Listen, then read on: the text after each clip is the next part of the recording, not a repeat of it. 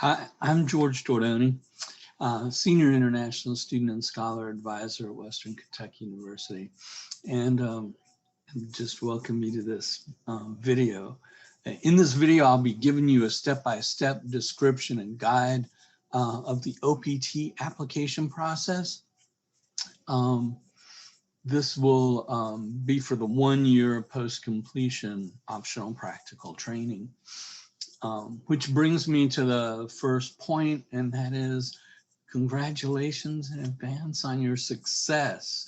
That's really wonderful, your achievement. So I just want to congratulate you in advance and hope that everything goes smoothly for the rest of your semester.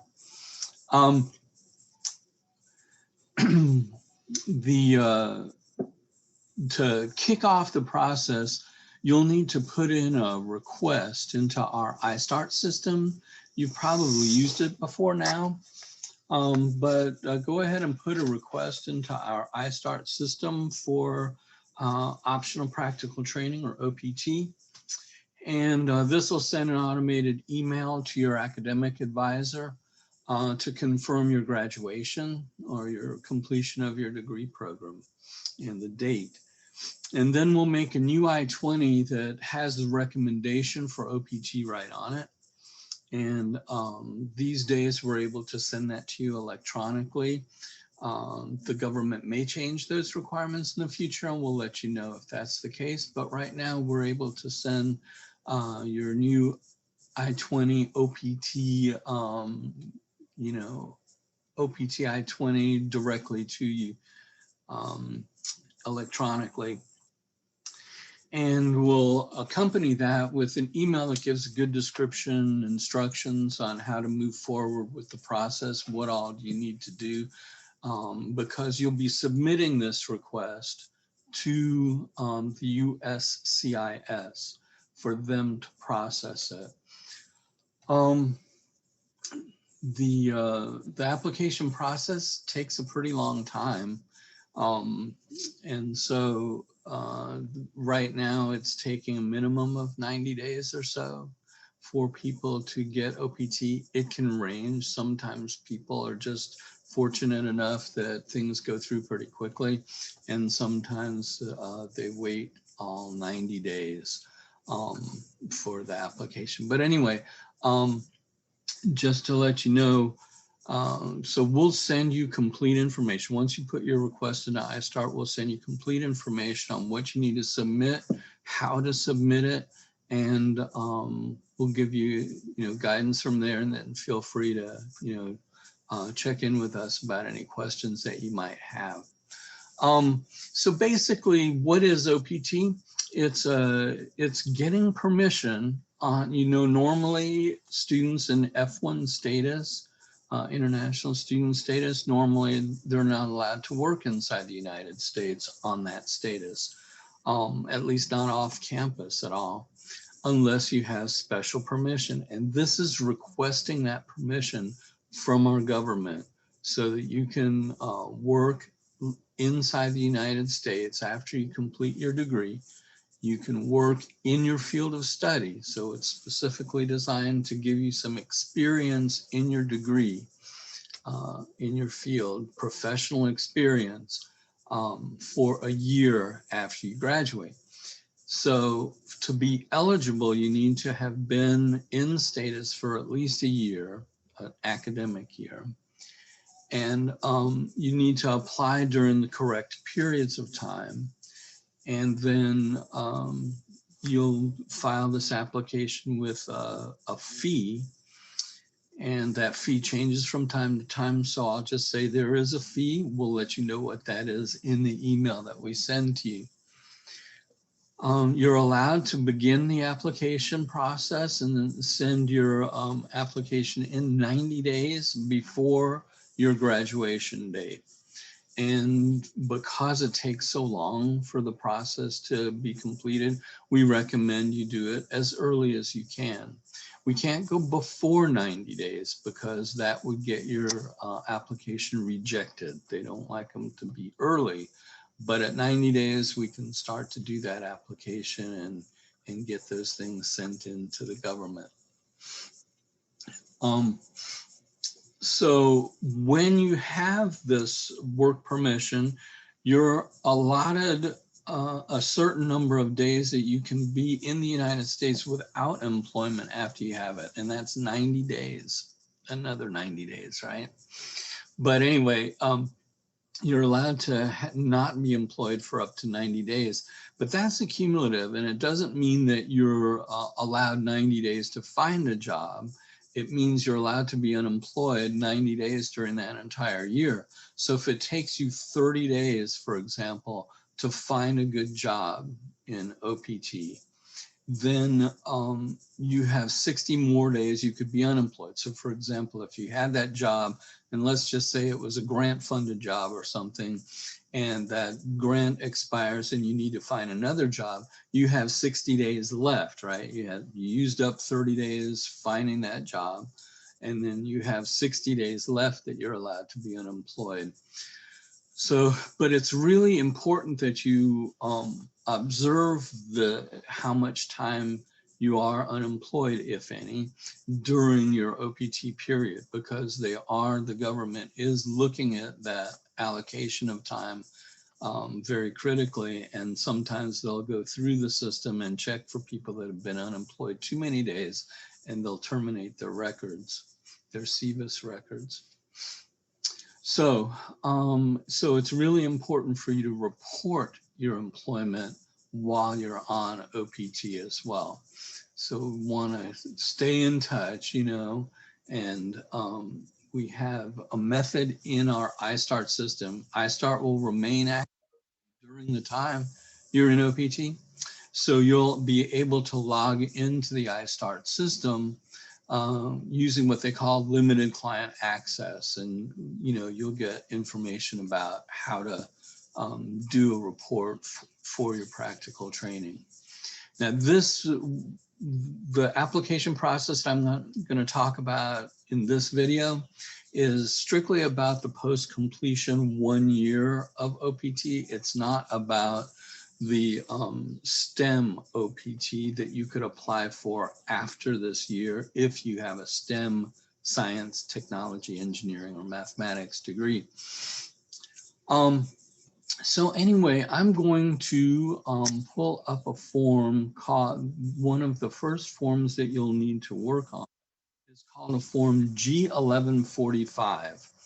And what this form does, when you send it in with the packet of materials that we're gonna, look at preparing today, when you send it in, it gives the government permission to contact you by email or by text, letting you know about the progress of your application. What I hear from students is that you usually don't hear anything until you get approved, and then you'll get a text or an email saying that you've been approved for a PT. So I'm going to share the screen and pull up that form. If you bear with me for just a moment.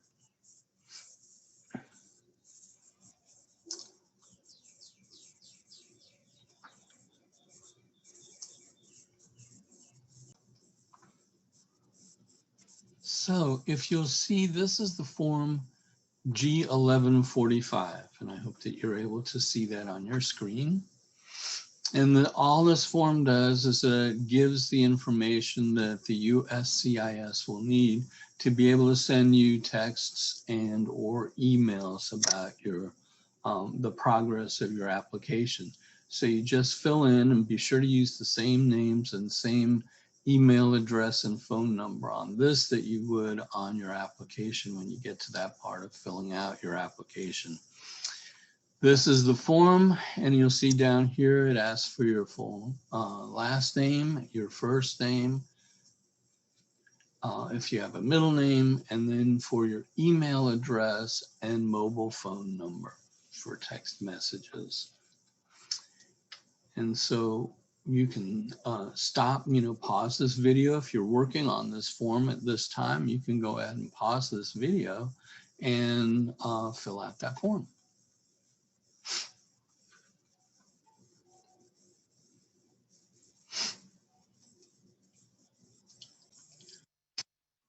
So next we're going to work on the big form, which is the actual application, the form I-765. And I-765 is the actual application for a PT, and it's fairly long. So this is going to take a little while. If you want to grab pencil and paper and take notes, that'd be great. If you happen to have a form that you've printed out from the USCIS website, that's great too. And that way you can start to fill this out as we work on this together and step by step. So we're going to go through it item by item, and I'll give you advice about how to fill this out. I'm going to go ahead and pause again for just a moment so we can screen share, and I'll put the I-765 form up on the screen for you. Here, just a second. All right, so this is the big form I-765, and this is the actual application for optional practical training, and it's the one that costs the big bucks. Whatever the fee is currently, it's $410. There was a proposal to raise that fee last year that got blocked by a court. So right now it's still $410. But if the fee goes up in cost, we will let you know. The form is fairly long, but there are parts of it you can skip altogether, so you don't have to worry that it's crazy long. It's just long enough. So when you open this form, if you happen to have it in front of you, or if you're watching this, you'll see that it says initial permission to accept employment, and you would want to tick that box like that. And then you'll put in your full name just as it is on your form I-20. So you'll want to put your name in like that so that everything is consistent as much as possible during this whole application. So fill in your family name, your given name, and your middle name if you have one. And then you'll want to put in your US mailing address. Now, if you're going to be moving before you think that this form will be able to be processed, you'll want to have a good solid address here. They don't forward government documents like your employment card that you'll get as a result of this application. You'll get an actual plastic ID card, which I like to call your hunting license to go looking for work. But in this, so you'll want to have some address that's going to be solid and firm. And if it happens to be the address of a different person, then you use this in care of, and you put their name in this space. And then go ahead and put the street number and name of the street. And then if they're in an apartment or you're in an apartment at that time. And if you're going to be staying in the same place, go ahead and leave that blank and just put in your address. But if you're going to be using somebody else's address, put their name in that in care of space. And then fill out your address the rest of the way. Is this the same as your physical address? So is this where you actually live? Then you just answer yes or no. If you answered no, then that means that you actually live somewhere else other than this mailing address, and you'll want to put that address in 7A through 7E down here where it says US physical address. That means where you're actually living. Then we come down to where it says other information, and it asks for an item 8, and it asks for an alien registration number. And unless you've applied for permanent residency, which you should not have done through this process, then you leave that blank.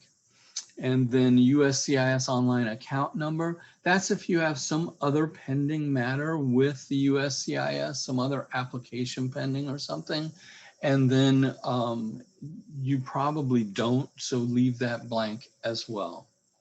Then put in your gender and your marital status. Have you ever previously filed a Form I-765? So if you've had OPT before, for example, if you're now completing a master's degree, but you did OPT after your bachelor's degree, then you would say yes. Otherwise, you'll probably say no, that you haven't done one before, but just whatever is appropriate there. Have you ever previously filed this I-765 form? Answer that appropriately. And then, has the Social Security Administration ever officially issued a Social Security card to you? Do you have a Social Security number, yes or no? If you answer yes, go ahead and put the number into 13B down there where it's provided. If you answer no, you can actually use this application to get a Social Security number. And that's really important. It makes it a whole lot easier when looking for a job. It also makes it easier, as you probably know by now, looking for other things where they ask for your Social Security number. So if you answered no, that you don't currently have a Social Security number, then you want to jump up here to item 14, where it says, do you want the Social Security Administration, SSA, that stands for Social Security Administration, do you want them to issue you a card? If you don't have one yet, I would strongly recommend you say yes there. And then you would go down here and allow disclosure of information. You would say yes, you'll allow this disclosure of information, and you'll have to do your mother and father's full official names. So you'd want to know your father's family name and your father's given name or first name, and provide that in 16A and B, and then your mother's family name and your mother's given name or first name on 17A and B. And once you give those things, they're going to go ahead and process your Social Security application. Now, if you answered that you already have a Social Security number, or if you've completed that Social Security application part, then you come down here to item 18A and you put in your country of citizenship. If you're a citizen of more than one country, go ahead and put both countries in that space, A and then B. Then we skip down to information about you. Where were you born? What was the city or town or village of your birth? Where were you born? And then, was that in a state? So it's 19A, 19B. Do you have states or provinces where that would be located? And then, what is the country where you were born? Let's make sure that these items match what's on your Form I-20. So if your country of birth is incorrect on your I-20, we want to be able to correct that information before you send this in. So if you see something different there, be sure to let us know. And then your date of birth, done in the usual American style, which is use a number for the month, and then you put the date, and then 4 numbers for the year.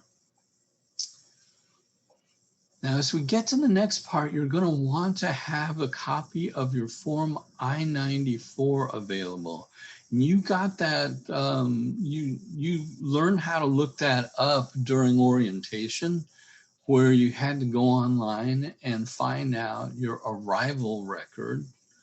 You'll want to get that copy out and look at that, because you're going to need to put that number into 21A. So in 21A, you put down the number from your I-94 card. And then you want the passport number of your most recently issued passport. So if you came in with one passport, but you've had it renewed since then, be sure to put in the renewed passport, the active, valid passport. Put the number of that passport in there. For a travel document, if you're in F1 status, you did not use a travel document. So in that space, I would like you to write using handwriting, or if you're able to type it, N/A, like that. N/A for travel document. So then country that issued your passport, pretty self-explanatory. The date of that your passport will expire. It should be unexpired, so be sure to put in the date that your passport will expire. The date of your most recent arrival into the United States. When they say your last arrival, they mean the most recent time that you arrived in the United States. Then the place of your last arrival into the United States. And that is interesting. What I like to do, and I don't know if you'll be able to do it, but if you look where they actually looked at your passport first, where when you went through, you know, the check-in, when you did the passport check, if you came into Nashville, you would put BNA and then type in Nashville. If you came in, most of you will have something closer to a coast for the first place where they checked your passport. So if you came into New York City, you would put something like this, something like JFK International, and put the abbreviation NYC, JFK International. Excuse me. Many of you will have come into Washington, D.C.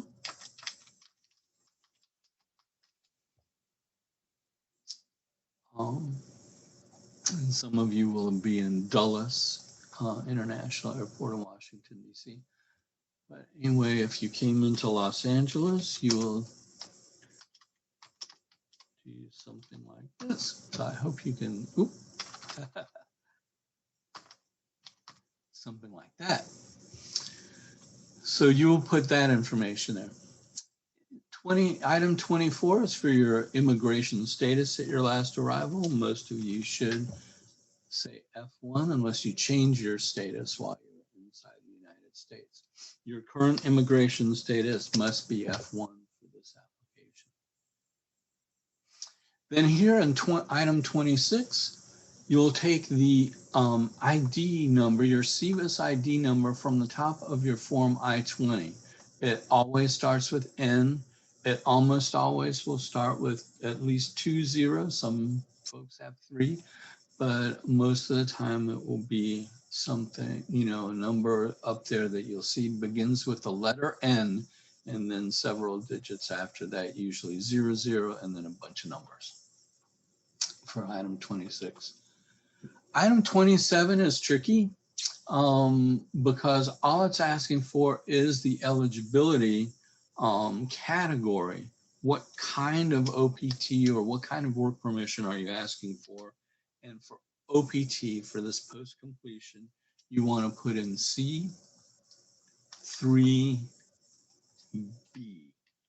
as in boy, the letter B. C3B stands for post-completion optional practical training. You wouldn't use this for any other kind of practical training. This is for your first, for your regular, you completed your degree and you're getting your 1-year work permission, C3B. And the rest of this you can skip. Items from 28 all the way through down to part 3. So you skip all of that. And then in part 3, you'll see that it's applicant statement, contact information, declaration, certification, and signature. And this is basically saying, you know, that you're giving true, correct information on this form. So there you can say, I can read and understand English. So that means you didn't have to use an interpreter, or this wasn't being done for you by a lawyer. You're doing this yourself. So you tick, item 1A there for I can read and understand English. And then you put in your contact information in item 3, 4, and 5 there below. So you use your daytime phone number and your mobile phone number, cell phone number, and if it's the same, just go ahead and put it twice, and then your email address. Now, when we send you an I-20, we have to send it using the email address that's in CVIS for you, and almost always that's going to be your Topper mail address. So go ahead and use your Topper mail address for that.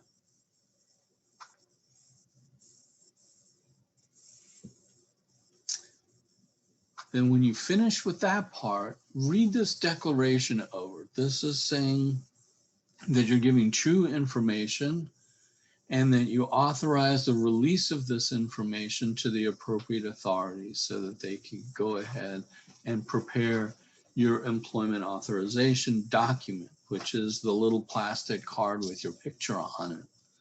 We'll talk about the pictures later. But anyway, once you read all that and you agree, then you sign it in the box at 7A and try to keep your signature inside the box as much as possible. Then date of your signature, the day that you sign it, you put that date in this box next to that. And again, using the typical American format of month, day, and year in numbers. And then you can skip again, because all the rest is if you had used an interpreter or if you had used a lawyer or some other representative to fill out this form, and you're not, you're doing this yourself. So you skip all of that. What I like to do to let them know when they're reviewing this is that you didn't just skip over this without noticing what it is. So what I like to have students do is write in handwriting at the top of this page the letters N-A. Remember how we did it for the travel document to put not applicable? Again, we would do that here. So with an N and then slash and then A at the top of the page, right in the middle above that heavy black line, so that they know they can skip over it and that you didn't just skip it, you know, that you read it and realized it's not applicable to your situation. So then you skip to this last page. So now we finally reached that last page. You only need to fill this page out if you had other work permission. For example, if not working on campus, but if you had work permission like curricular practical training, or if you had a previous period of authorized OPT. So if you had a bachelor's degree, did OPT after that, you want to put information about that on this page. If you had curricular practical training, you did an off-campus internship and got permission for curricular practical training, you'll want to put information about that on this page. So if you have those things, you'll want to fill out family name and given name, middle name, then skip the A number because you don't have an A number. Then you want to put here that if you had curricular practical training, you would put down period of authorized curricular practical training from what date to what date. Or if you had OPT before, period of authorized optional practical training from this date to that date. So you would put in the actual dates that you were authorized to have curricular practical training or optional practical training here. Or if you had work permission based on economic hardship, you would put that information here. So period of employment authorization from this date to that date. And you put down the actual days. And what it's going to ask you to do then is make a copy of your previous employment authorization document, if we're talking about OPT, if you had OPT before. So you want a photocopy or scan of your employment authorization document, print it out to go with your application materials. So you'll do that, or if you had curricular practical training, you would use a photocopy of the I-20 that gave you that permission. So if you did curricular practical training, you will have gotten an I-20 that says you have curricular practical training from one date to another date, and for what reason, and all that. So you'll want to, if you're going to put that information on this form that you had curricular practical training, then you'll need to include a photocopy of that I-20 with your application materials. And we'll talk about that too when we talk about the rest of the documents you need.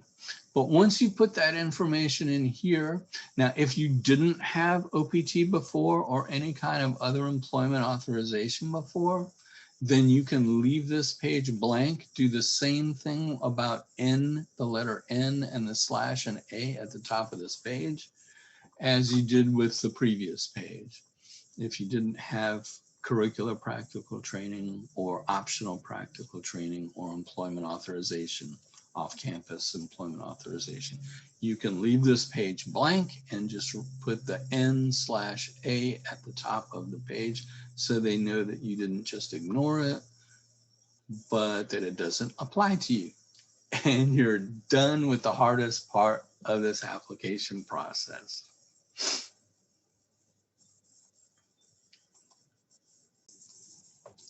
So congratulations on completing that lengthy form and bearing with me. Thanks for your patience. It's not the most exciting thing in the world, but hey, it's for your career, and that's what we want more than anything, is we want you to be successful. And so that's why we want to help you be able to get OPT, get some good job experience in your field. So if you haven't already done so, go ahead and follow the instructions that you got, or if you're going to make your application, you will have gotten an I-20. So go ahead and print your I-20 and get ready to create your packet. This is what we're going to talk about next, is how to put together your packet of materials to send in to the USCIS for your application. And so, as I mentioned when we started off, I talked about how we're going to send you an email with an I-20 attached to that email. And that I-20, in the email that we send to you, we tell you print 2 copies of it on a color printer if possible. Print 2 copies of it. One you'll keep, and that's going to be your new I-20. And then the other one you're going to send with this application packet. And so go ahead and print that I-20. Once you have that printed, be sure to sign it. Near the bottom of the first page of the I-20, you'll see a place that students hardly ever sign it before it comes to this part of your life as a student. But near the bottom, it says student attestation. And there's a place for you to sign. And it's important for you to sign that because basically means that you've read the I-20 and you understand what you're signing up for and what F1 student status means. So go ahead and sign that student attestation part.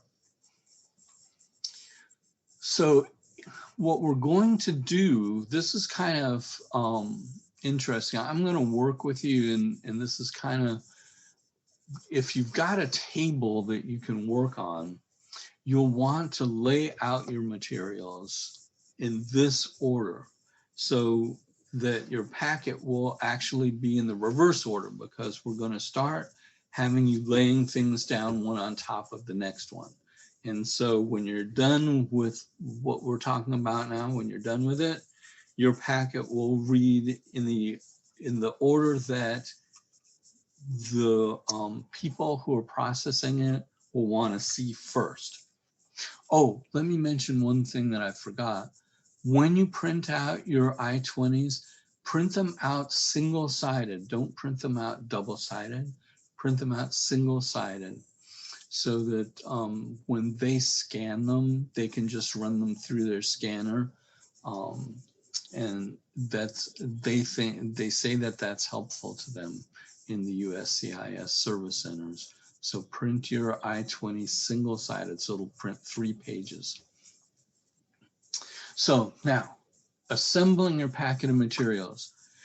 If you had work permission before and you already have an EAD card, you want to set that down first on your table. So lay down the photocopy, not your card. You're not sending your card, just a photocopy of it or a scan, and then print it out. A copy of your EAD work permission card. If you had curricular practical training, the first thing you lay down is the I-20, the photocopy of the I-20 that gives you curricular practical training authorization. And the authorization part is always on page 2 of the I-20 form. So you lay that down first. If not, then you lay down your travel history, because when you get this list of documents that we're going to send you with your instructions, it tells you to print both your I-94 and your travel history. So lay down your travel history and then lay the I-94 on top of that. Then you want to lay down a photocopy of your visa and a photocopy of your entry stamp. A lot of times they're right on opposite pages of your passport. You'll have the visa here and your most recent entry stamp. They stamp on the page opposite, and a lot of times you can photocopy them together. If not, you want to do the visa and you want to have a photocopy of your most recent entry stamp in separate pages. If you can put them together, that's great. If not, you'll do it on separate pages, but we need both those things. You'll need a copy of your visa and a copy of your entry stamp. Now, remember that you have duration of status. So if your visa is expired, that doesn't matter as long as you are still inside the United States. So go ahead and lay that down. Then you'll want to lay your passport identification page on top of that. So then you have the passport ID page, just with your photo and your name and information of, your full name and where it usually has your birthday and the issue date and expiration date.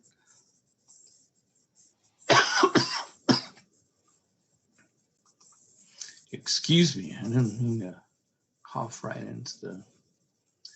And let me go back. I seem to.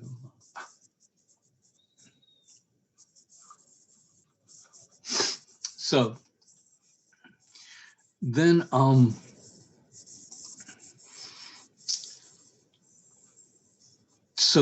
the next thing to lay down will be your it'll be your I-20. And that's the I-20 that we will have made for you that says OPT is recommended. Now, not everybody makes a recommendation in the remarks area. When I do an I-20 for OPT, I usually do. I'll write something in the remarks area that says we recommend OPT, but it's not necessary. So if another advisor does an OPT I-20 for you, they might not put anything there, and that's okay. Where the actual official recommendation is on page 2. You'll see a place where it says that OPT is requested. And so you'll want to use that I-20, whether it's one that I make for you that says, OPT in the remarks area, or whether it's one that another advisor makes for you that doesn't say that. In either case, you go ahead, that's the I-20 you will put on top of your passport pages. Then you want to put down the I-765 form. Be sure that it's signed. Be sure that you have signed it on, on page 4, there's a place, there's that heavy arrow that is for your signature. So that attestation, the declaration, you read it and say that everything is true, blah, blah, blah.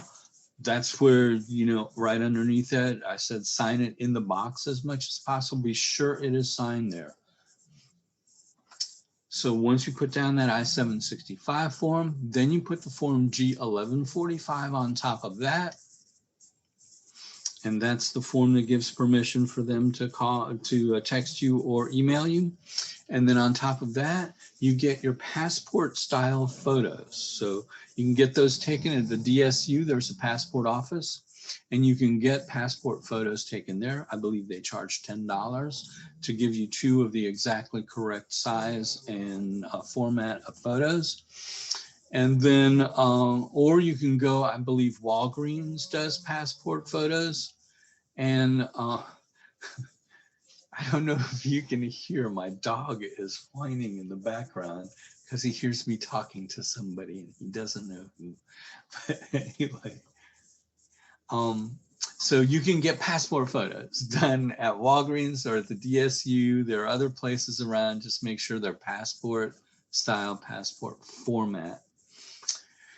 And then on top of that, you will put your check or money order for the correct fee, currently $410. It might go up in the future. If it does, I'll let you know. But in any case, so your check made out to the U.S. Department of Homeland Security. And you'll put that on top of everything. So it's the first thing that the processing folks see when they open your packet of materials. That's the first thing they want to, show me the money, right? It's all about the money. But anyway, they're going to want to see that first. So when you look at the packet, you're going to see in reverse order, right? From the top down, the first thing you see is the check. Next thing you see are the passport photos. The next thing is that form G-1145 with your phone number and email address. The next thing is your I-20, the I-765 rather, I'm sorry. So the G-1145 with your name and phone number and address, email address, and then the I-765, then the I-20, then your passport, then the visa and entry stamp pages, and then the I-94, and then your travel history as you're going through this, then your travel history, and then the very bottom of the packet of materials. If you've had work permission before, you'll have your photocopy of either your EAD if you had OPT before, you'll have your employment authorization card, or you'll have your forms I-20 for curricular practical training, or both if you had both. And if you had both, it doesn't matter the order, but you just need both there. So that's your whole packet of materials. And so once you have that together, we recommend that you use a paper clip or a binder clip. Don't staple any of this stuff, okay? Don't staple the photographs, especially because they get hung up in their machines when they try to process them if they've been stapled. But don't staple any of it if you can avoid it at all. Go ahead and use a paper clip to hold it together because they'll almost surely be scanning it to make an electronic record. And so when they get it at the USCIS Service Center. So go ahead and use a paper clip or binder clips, and that should hold it together. And then you'll be sending that, we'll put it together. We generally have recommended that students use the United States Postal Service priority mail flat rate envelopes. It's fairly easy to use them. They cost about $7, I believe, the current prices, to send it off to the processing center. And it will go to an address that I will put on your screen here in just a few moments.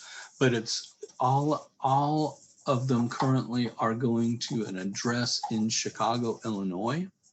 That could change later, so you'll want to look up what the current address for filing is, when you go to the USCIS website to get the I-765 form, you'll want to look where to file. But right now, it's going to USCIS P.O. Box 805373, then Chicago, Illinois, and it's abbreviated just IL, with a zip code of 60680. And then usually under that, I'll write RE, which just means regarding, but it's abbreviation for RE, and then a colon, and then I-765 for, the word for, F-O-R, for F1 OPT. So I-765, the word for, F1 OPT. I mean, that's what this application is for. So now you are ready to send off your packet. Once they receive your packet and begin working on it, they'll usually prepare to send you a receipt. You get a receipt. Usually, if these were normal times, we could say you'll get a receipt in 2 to 3 weeks. Right now, at the present time, it's taking a really long time for the receipts to come out. But once they begin processing it, you'll get a receipt notice and or an email or text message giving you receipt information. And what's important about that is there's a number that they'll give you, a receipt number with that. And the receipt number is important because you can use it to check the status of your application. But we can talk more about that as you get further into the process. Feel free to ask any questions by email, by emailing us at the isss@wku.edu email account. So when your application is processed and you get your OPT is approved, you'll get a message from the USCIS saying it's approved, and you'll get an email from the organization that oversees SEVIS, which is the SEVP. So SEVP will send you an email, and they'll want you to register a portal account, which will give you the chance to update your information about OPT online. So be sure to go ahead when you get that email, don't delay, because the portal account login credentials expire in 2 weeks after you get the email. So you'll want to right away go ahead and log in and register your portal account, your SEVP portal account. And that gives you the chance to update your address and everything like that directly into SEVIS, which helps out a lot. But we also ask you to report your employment in iStart. So you'll have continued access to iStart during the whole time you're on OPT. Though what you will use is called limited client access services.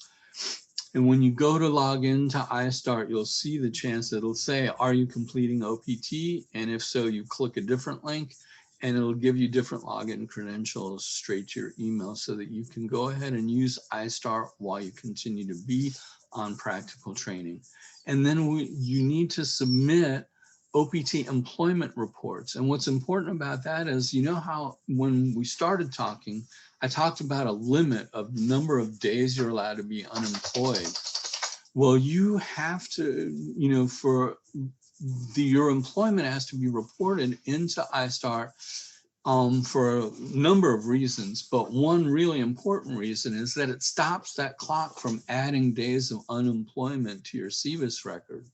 So it's really a good thing to do to go ahead and report your employment as soon as you have some to report. Go ahead and report it. And then we make you an I-20 that actually has the name of your employer on it, which employers a lot of times like too.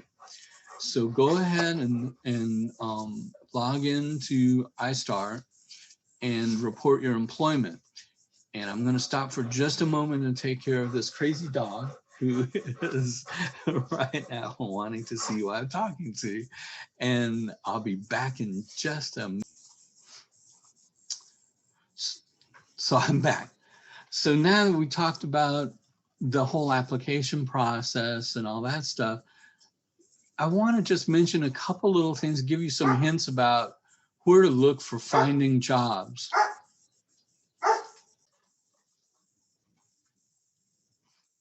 So I'm back again. Sorry, got interrupted there for a second. But anyway, let me talk a little bit about finding the jobs. You know, first of all, we've got a great resource right on campus. And if you can go ahead and check out, you can even do a lot of this stuff online. So you don't have to come to campus if you're not nearby. But we have the Advising and Career Development Center, or what we commonly call ACDC, on campus. It's a great resource. If you go to their website, if you look at, you know, for the Advising Career Development Center on the WKU website, they have some online resources for doing job searches. And you can go, it's called Handshake, and you can go use that to search for a job. You can also use one thing that's very handy a lot of times to use is a thing called Indeed. And that's a great resource online. One thing I like to recommend to students, and I've found it really, really helpful, is for most of your occupations, most of your careers will have some kind of professional association for professionals in your career. And you can go online and do a search for professional associations in, you know, for people with your major. And a lot of times joining one of those professional associations is fairly cheap and reasonable for students. Excuse me. And you can go online. A lot of times they'll have a website that'll have a career center for people in your field and people who want to find people with your degree. So it's a really handy thing. You can ask your professors, your instructors, if they happen to know of good professional associations, respected professional associations in your field, and, you know, do a search, you know, Google search for professional associations with your, you know, major for people with your degree background. And a lot of times it can be really, really helpful. So I hope that this has been a helpful video for you. I hope that you've gotten good information out of it that can be useful for your application process. And I wish you all the best in finding just exactly the right kind of job to, you know, help you be successful in your life. Please feel free to email again, ISSS. The email account is the letter ISSS at wku.edu with any questions that you have or concerns, and we'll be happy to answer them for you. That's, you know, we've always said, you know, we're here to help you achieve your educational goals and your educational dreams, and career is all part of that. So all the best wishes.